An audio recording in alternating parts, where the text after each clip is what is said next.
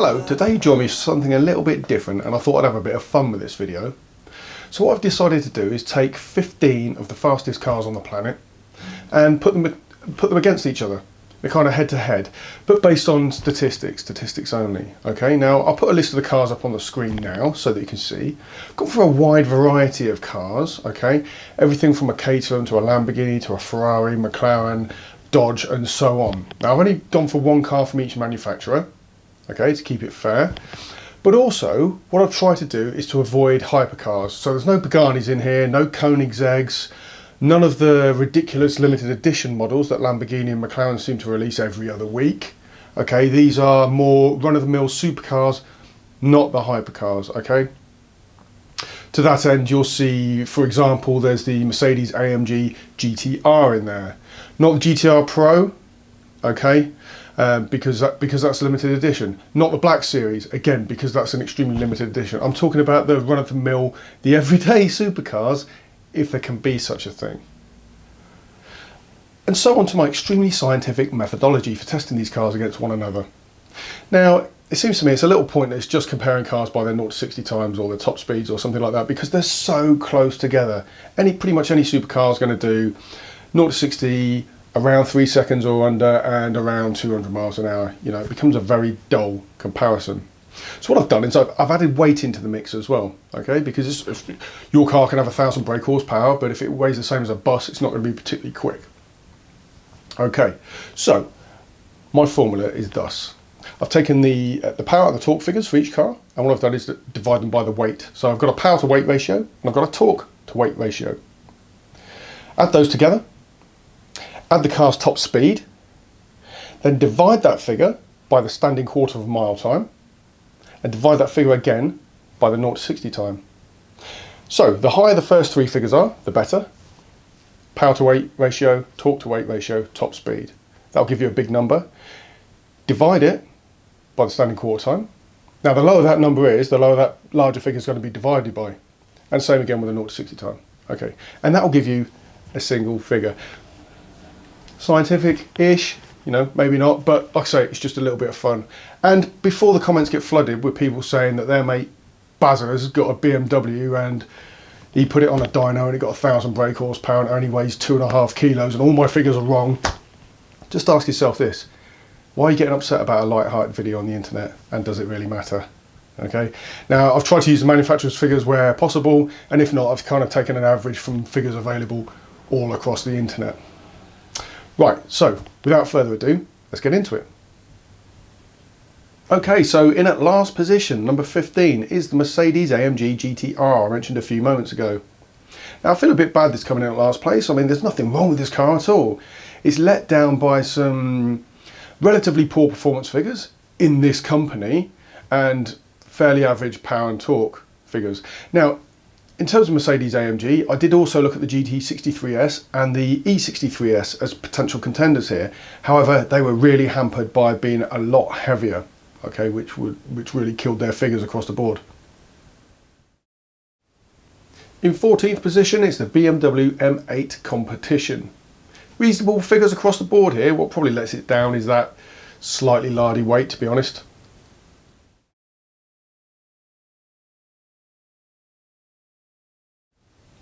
Next up, it's the Dodge Challenger SRT Hellcat Redeye. Now, despite putting out some really respectable power and torque figures, this car's hampered by the fact that it weighs over 2 tons. All right, so that gives it, in this company, relatively poor 0 to 62 and standing quarter of a mile times, although it's got a good top speed, over 200 miles an hour. Next up, it's the Audi R8. A car which has got relatively lightweight and good performance, good acceleration, good top speed. What lets it down here is the relatively low power and torque figures. Next up is the Lotus Exige Cup 430, a car that I've got a great amount of respect for and I'd love to drive one day.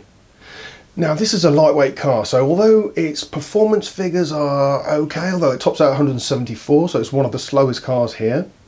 All right, and the standing quarter 11.7 I think is the slowest here. It's so lightweight, it's only just over a ton, so that really helps boost its score. and so into the top 10, and we come to the Nissan GT-R.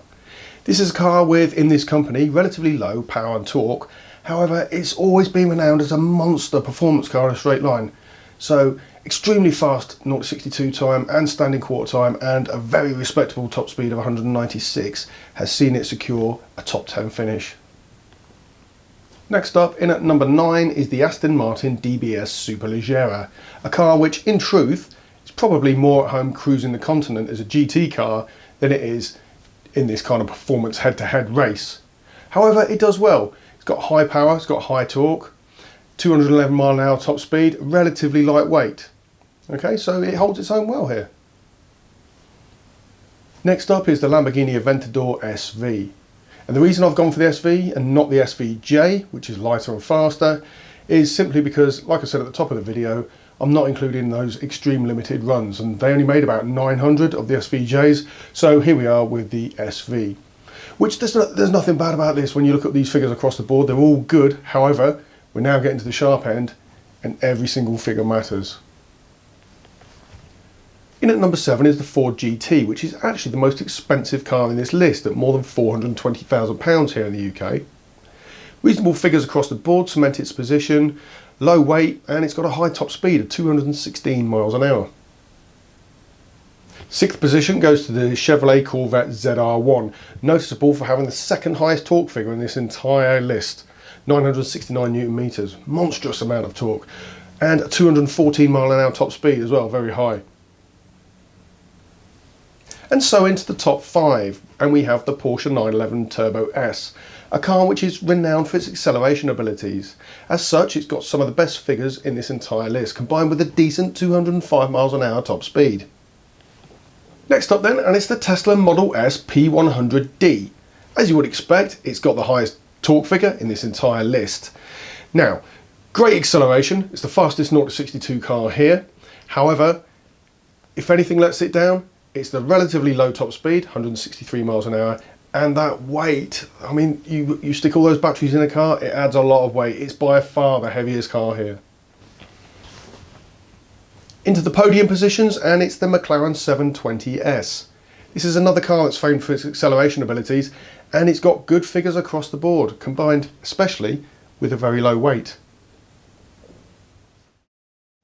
Speaking of low weight, here's the Caterham 620R, little more than a go-kart really, and a bit of a wildcard entry. I mentioned driving to the continent in the Aston Martin. You're certainly not going to do that in a car like this.